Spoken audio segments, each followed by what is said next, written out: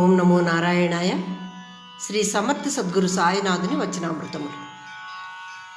81వ సూత్రము.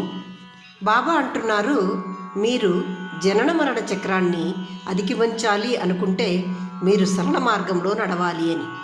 ఎందుకు సరళ మార్గంలో నడవాలి అంటే, సరళ మార్గంలో సత్యాన్ని తెలుసుకోవటము సులభము.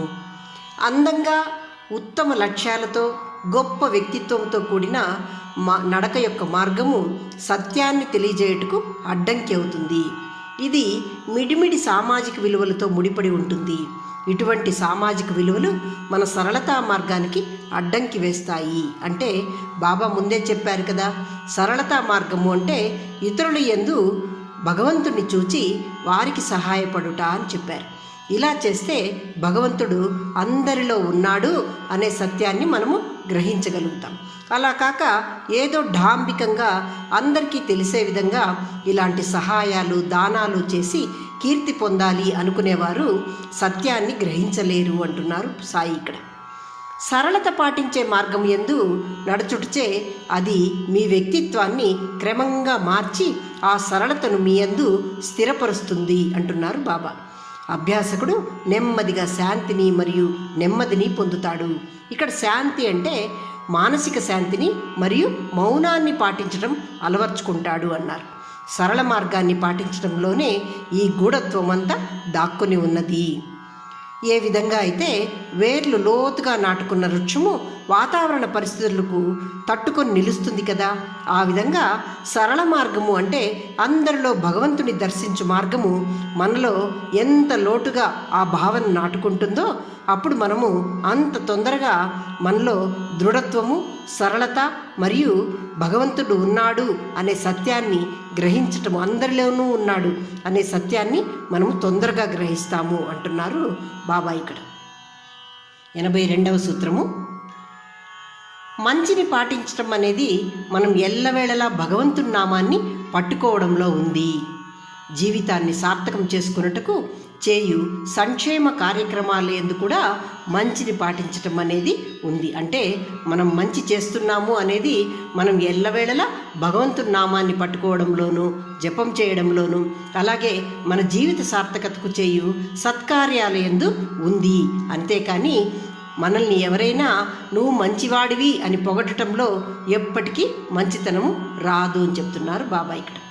83వ సూత్రము. భగవంతుడు ఒక రూపంలో వ్యక్తమవ్వచ్చు, లేక నిర్వికారంగా కూడా ఆకారానికి అతీతంగా కూడా ఉండవచ్చును.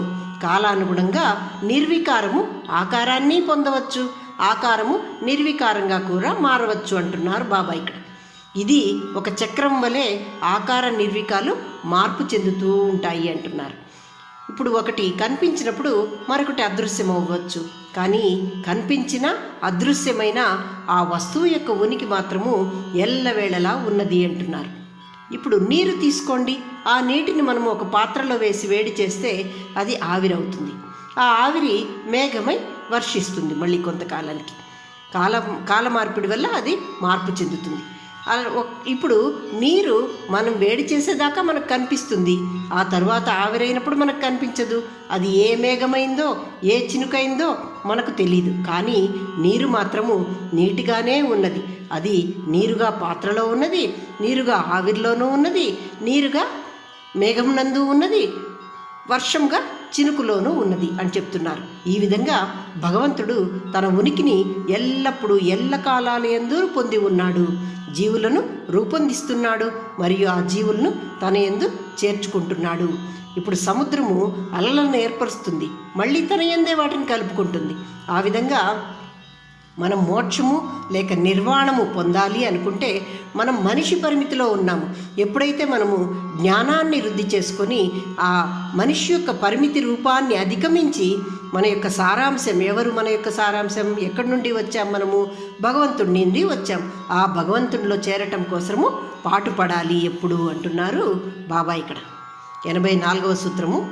ఉపాధ్యాయులు వారి వారి పనులు చేస్తారు.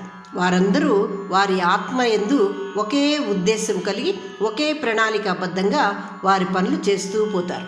వారు బోధించే విషయము వేర్వేరుగా ఉండవచ్చు, కానీ వారు తమకు నిర్దేశించిన పనిని నిర్వహిస్తూ ఉంటారు.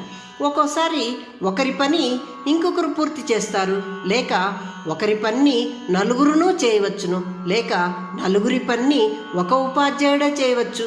ఎక్కువ శాతము వారు వారి బోధనల యందు మనం ఎంచుకోవలసిన మంచి మార్గాన్ని గురించి వివిధ కోణాల్లో బోధిస్తూ పోతారు.